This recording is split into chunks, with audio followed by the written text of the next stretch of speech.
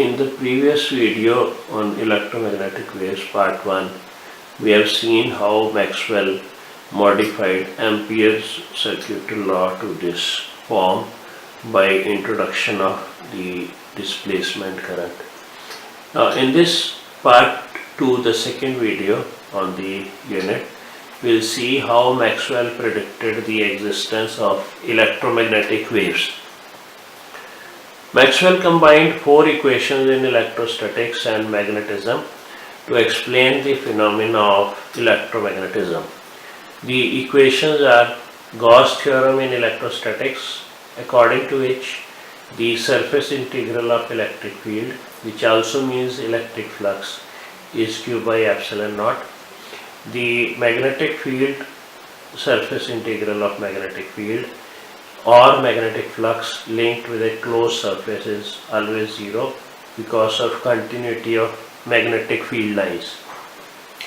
Faraday's law in electromagnetic induction, that is the EMF developed, which also means line integral of the electric field, is given by rate of change of magnetic flux, and Maxwell's modified form of Ampere's circuitry law. These 4 equations are termed as Maxwell's equations, and the equations along with Lorentz force equation, that is force of electric and magnetic field on a moving charge Q, QE the electric field force and QV cross B the magnetic field force. This equation along with Maxwell's equations completely describe the phenomena of electromagnetism. Now let's see how Maxwell used these equations to predict the existence of electromagnetic waves by simple argumentation. We know that electromagnetic waves can exist in vacuum. So Maxwell considered a region of space devoid of charge carriers and currents. The equations in such case, they get modified because there is no charge. The equation 1 can be rewritten as integral E dot ds equals 0. This is already 0. Equation 3 remains unchanged, Faraday's law. However, you can see that here time varying magnetic field, if you have a magnetic field changing with time, ddt of B, that is if flux changes with time, magnetic flux changes with time, then it is a source of electric field, it will produce electric field. This equation you have to put I equal to 0 because we are considering a region devoid of currents. The equation can be rewritten in this form.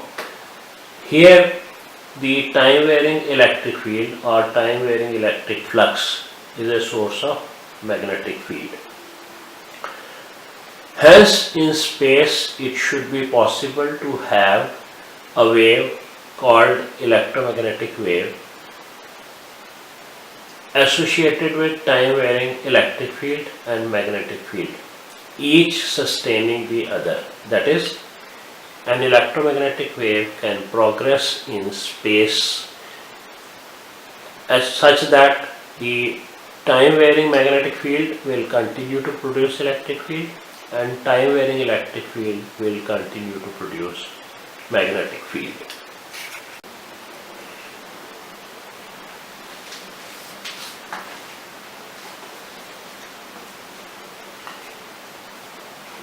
Let's now see how the electromagnetic waves predicted by Maxwell can be represented diagrammatically and mathematically. The diagram representing a plane electromagnetic wave traveling in plus x direction is as shown here. This is x-axis. The wave is progressing in this direction along x-axis. It has an associated time varying electric field in y direction and time varying magnetic field in z direction. the electric and the magnetic fields, they are in phase, and we have E perpendicular to B perpendicular to C, that is the propagation of the wave. So EM wave is a transverse wave. Mathematically, the varying electric field can be written as E is equal to E by j cap representing unit vector in y direction, equal to E naught sine kx minus omega t, where k is propagation constant given by 2 pi by lambda, and E naught is amplitude of the electric field vector. K can be written as 2 pi by lambda, omega 2 pi nu. So this is an alternate expression for the electric field. Or you can write it as E naught sine 2 pi x by lambda minus t by t j cap. Clearly Ex equal to Ez equal to 0.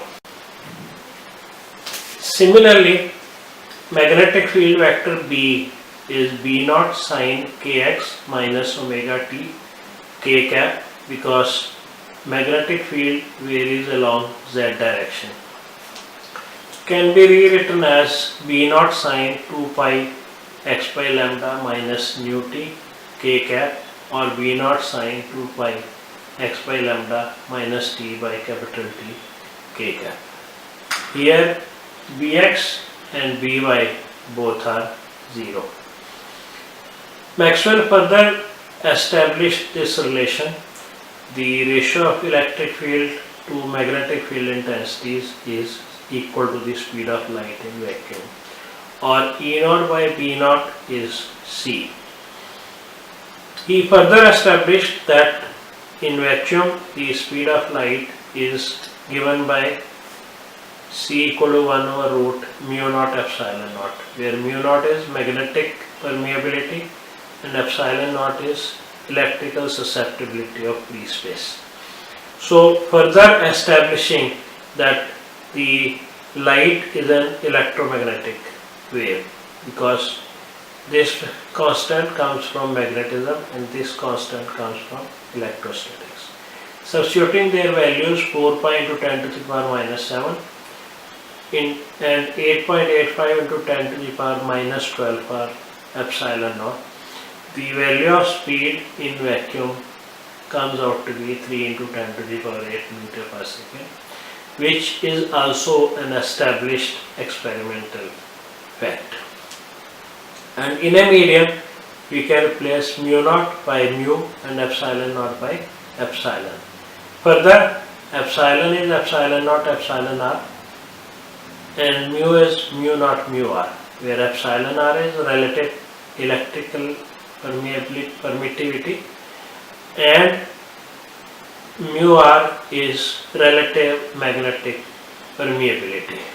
So you can rewrite the speed of light in vacuum as speed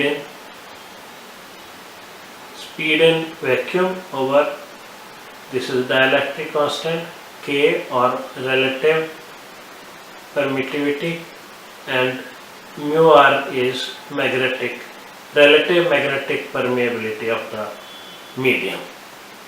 In next video, electromagnetic waves part 3, we will be dealing with production and detection of the electromagnetic waves.